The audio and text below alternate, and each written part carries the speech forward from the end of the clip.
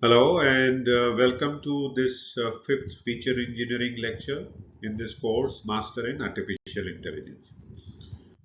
So, in this lecture, we will talk about the remaining steps of feature engineering and what these remaining steps are. Let's take a look at them.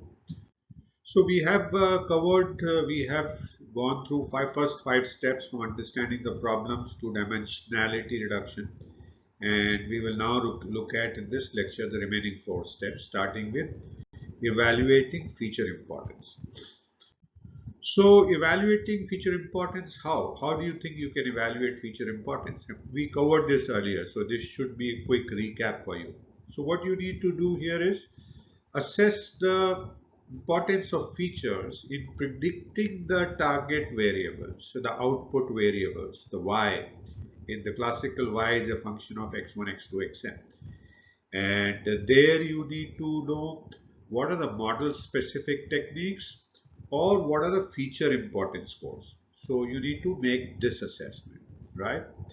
Assess the feature importance scores and use the model specific techniques to get the importance of features in predicting the output variable.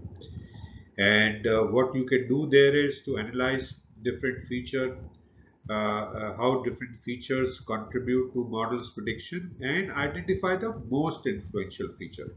So a very practical point rather than only a theory of determining the scores while they may not ultimately affect the model's prediction, right?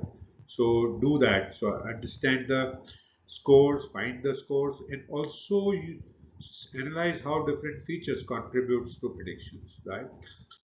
Then what you need to do is to iterate an experiment. Now, what you need to do in iterating an experiment is to iterate through the steps 3 to 6 as you see here. After evaluating feature importance that we just saw, you need to go back to generating more features. So you need to use iterate through different engineering techniques, selection methods, and dimensionality reduction approaches. So at each step, as you go back and then come up again from steps 3 to 6, from feature engineering to evaluating feature importance, that's where the iteration would happen. And here you need to then continuously evaluate the impact of this feature engineering on the model performance and adjust your strategies accordingly. It's a hugely iterative process. Then what you need to do is to integrate domain knowledge into all that you found and experiment and iterated.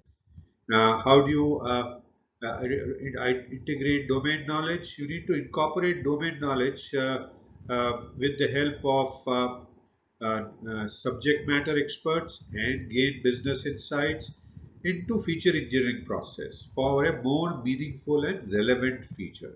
So use all that you know from the people who know this and the insights about business that you have gained, put that into the feature engineering process and create more meaningful and relevant feature. Now to do that, what you need to do is to collaborate with domain experts or stakeholders primarily to identify and engineer features.